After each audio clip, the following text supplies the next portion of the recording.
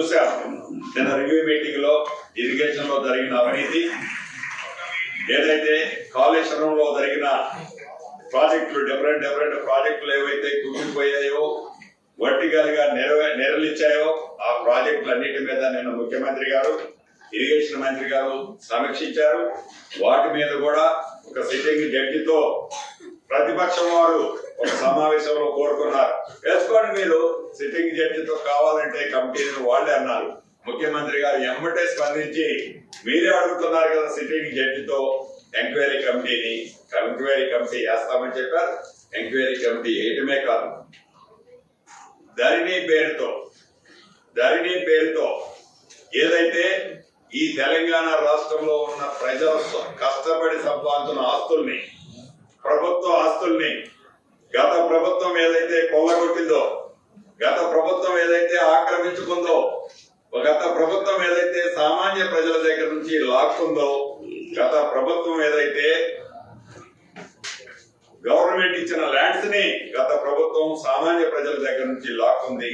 ఆ ఆస్తులన్నీ కూడా తిరిగి మేము ఆ ప్రజలకి వారికే ఇచ్చే విధంగా ఏర్పాటు చేస్తానన్నా, ఆ దిశలో కూడా పైన ఈరోజు వర్కౌట్ చేస్తున్నా.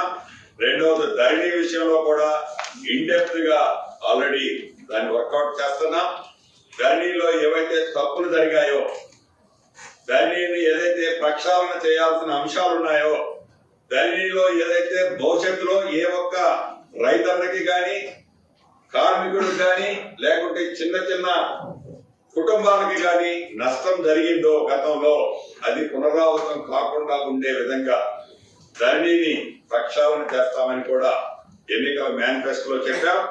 మళ్ళీ ఆ దిశలోనే ఇవాళ పయనించి ధరణి మీద, రెవెన్యూ సెక్టార్ మీద ఒక ప్రణాళికను కూడా తీసుకురాబోతున్నామని మీ ద్వారా యావత్ తెలంగాణ ప్రజలకు తెలుపుతూ చివరగా ఒకటే మేము చెప్పదలుచుకున్నాం.